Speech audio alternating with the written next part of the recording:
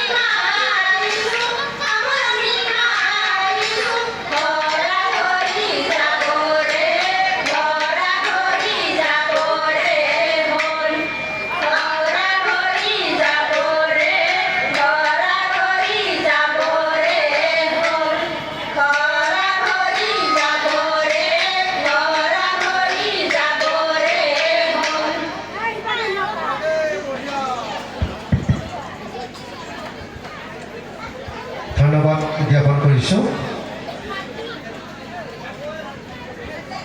জেং বিহুটিক আমি ধন্যবাদ জ্ঞাপন কৰিছোঁ।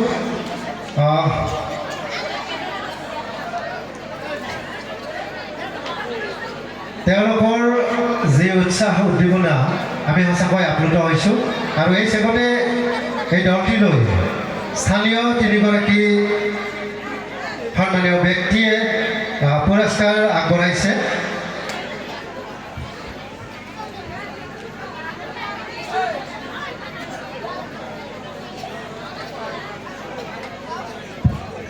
নমস্কাৰ শ্ৰদ্ধাৰ বিহুপ্ৰেমী ৰাইজ, আপোনালোকৰ চাগে ভালেই লাগিছে। কি সুন্দৰকৈ তেওঁলোকে এটি জেং বিহু প্ৰদৰ্শন কৰিলে আৰু আপোনালোকৰ মাজৰে তিনিগৰাকী সন্মানীয় ব্যক্তিয়ে এই দলটিলৈ পুৰস্কাৰ আগবঢ়াইছে। তেখেতসকলৰ নামবোৰ ঘোষণা কৰিছোঁ। পোনপ্ৰথমে মই নাম ল'ব বিচাৰিছোঁ স্থানীয় ব্যক্তি টংকেশ্বৰ বৰ্মন। তেখেতে এই দলটিলৈ নগদ 200 টকা পুৰস্কাৰ হিচাপে আগবঢ়াইছে আৰু তেখেতক আমি ৰঙালী বিহু উদযাপন সমিতিৰ তৰফৰ পৰা ধন্যবাদ জনাইছোঁ। ইয়াৰ পিছত স্থানীয় ব্যক্তি সন্মানীয় দীপেন দাসে 100 টকা দলটিলৈ পুৰস্কাৰ হিচাপে আগবঢ়াইছে আৰু তাৰপিছতে স্থানীয় তথা যুৱ নেতা তেখেত দিগন্ত দাস আৰু চাকৰি সূত্ৰে তেখেতে বাহিৰত থাকে, তেখেতেও এই দলটিলৈ নগদ 100 টকা পুৰস্কাৰ হিচাপে আগবঢ়াইছে।